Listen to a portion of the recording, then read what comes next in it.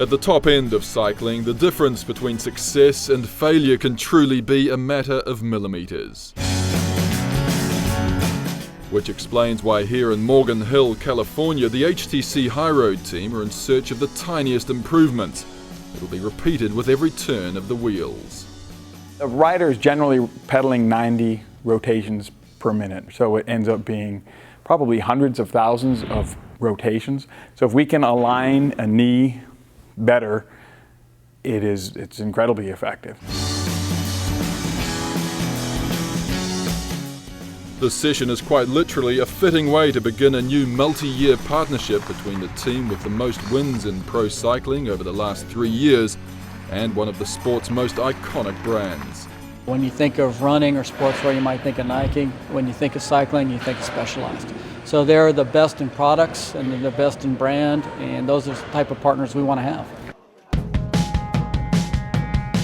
Those products spring from a firm founded in 1974 that, with 11% market share, is now the United States' second most popular cycle brand. Yet, to be honest, when you're here, it feels less like a company than a collection of individuals who share an actively encouraged passion of the two-wheeled variety. So our culture is to have fun, work hard, and ride our bikes at lunchtime, ride on the weekend, and part of that healthy, creative energy. Of course, the true measure of just how funky an office is whether it has a fireman's pole. And yes, this one does. I learned a long time ago, my philosophy, that is really the way to do it. Just having it very open and having that everybody sharing very openly and also having fun with it. But when it comes to the serious business of keeping pace in a global cycle market worth around $65 billion, the company follows one simple mantra. We have crazy ideas. We're thinking all the time, 5 and 10 years out, what bikes will be like. Maybe there's something where if you think about shifting, the bike shifts for you. Maybe there's something where the geometry of the bike changes whether you're descending or climbing. Things like that. Specialized developed the first mass-produced mountain bike in 1981, and mountain bikes still dominate the bicycle industry in the US, with about 38% market share compared to around 15% for road bikes. But that may be changing. Everybody is starting to see how exciting road cycling is. However big that road market grows, Specialized is hoping an endorsement from a 15 times Tour de France stage winner and one of sport's most driven competitors will pay dividends. And as long as we go out and destroy people, that's what I get out of it. It's what I love doing.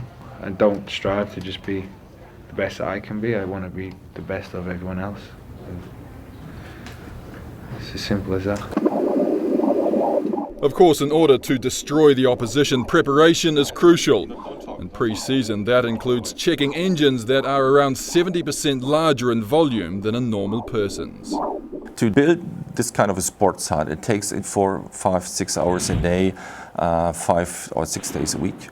And this is then only done by, for example, cyclists or cross-country skiers or long-term runners. In a highly repetitive sport like cycling, exercises designed to build core strength and encourage symmetry also play a key role. If something's just a little off, even by a couple millimeters, then you're greatly increasing the chance of injury, or you're going to be less efficient in your transfer of power. So what we try to do is to get them all balanced before the season starts and even before high intensity training starts. This reduces overuse syndromes and also injuries. Minuscule equipment adjustments then complement the exercises. If you take a look at a rider's foot, you'll notice that their big toe typically sits up much higher relative to their little toe. Now, every time they push down to put power into the pedals, they have to push through all of that collapse.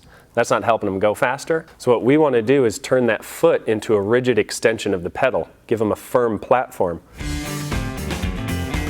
In short, this year HTC High Road aims to do whatever it takes to squeeze what it can from a budget of around 13 million euros, a middling amount in pro cycling. It's not a hobby. We're not doing a hobby now.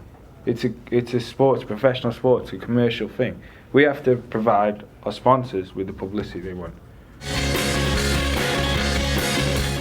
And if this new partnership is the best way to do that, it may just be a match made in heaven.